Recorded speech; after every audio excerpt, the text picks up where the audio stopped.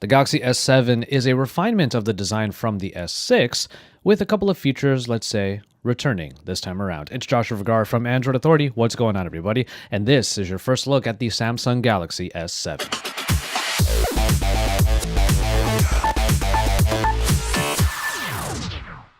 Now, while this year there is a Galaxy S7 and a S7 Edge, the S7 Edge is the larger of the two devices as it will come in at 5.5 inches and the original S7 will have 5.1 inches in its screen.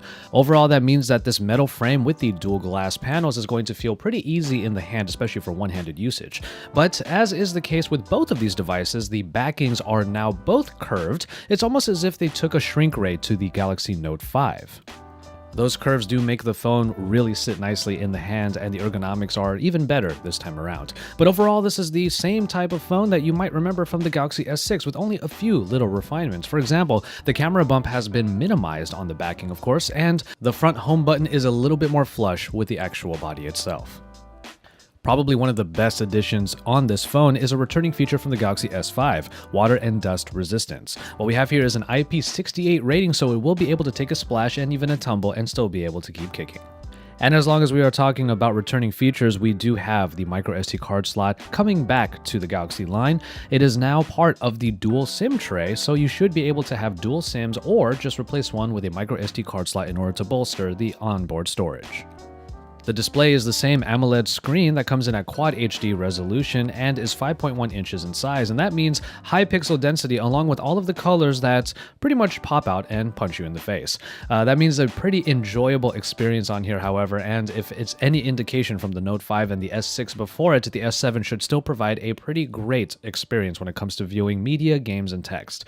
But the addition of an always-on display is available here, and the always-on display is able to show the time and the date, a calendar, a quick calendar, or a certain personalized image. Now, we went into the settings on the always on display in the settings, and we saw that there were only a few different images and they weren't necessarily user defined. Nonetheless, it is using the AMOLED display to its good potential, only turning on the various pixels that are needed in order to show the time or any other parts that you want to have on there. Kind of true to form, during our meeting, Samsung did not want to disclose what the processor is, but we expect that it will indeed be the Exynos 8890, as plenty of leaks and various rumors were suspecting. Speaking of the processor, however, Samsung has found a way to keep it cool under intense load, especially during gaming.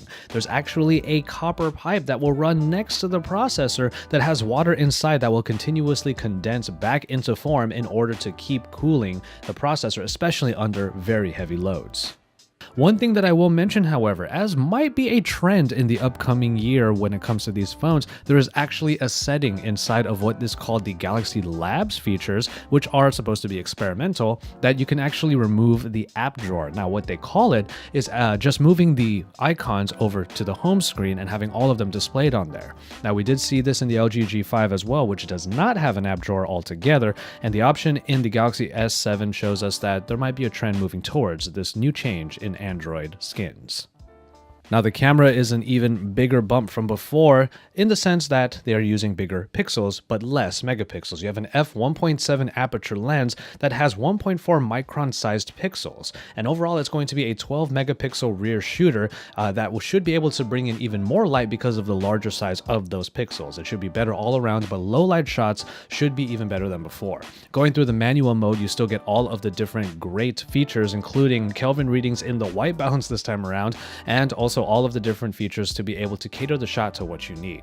Now, of course, we were only testing this in the meeting that we had with Samsung, so we weren't able to take any extensive photos or to really look at them, but if it's anything like the Note 5 or the Galaxy S6 from last year, then these cameras should be performing quite well.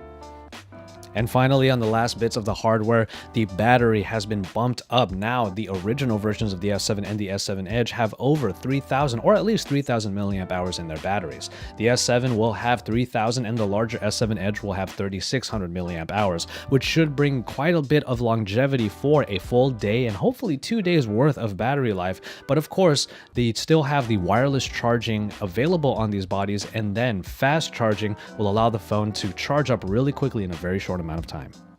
Overall, the Galaxy S7 and the S7 Edge might not be making a whole lot of waves in terms of their announcements in the phone, but ultimately it is a great addition to the Galaxy line that takes some features that were in previous versions and finally brings them back.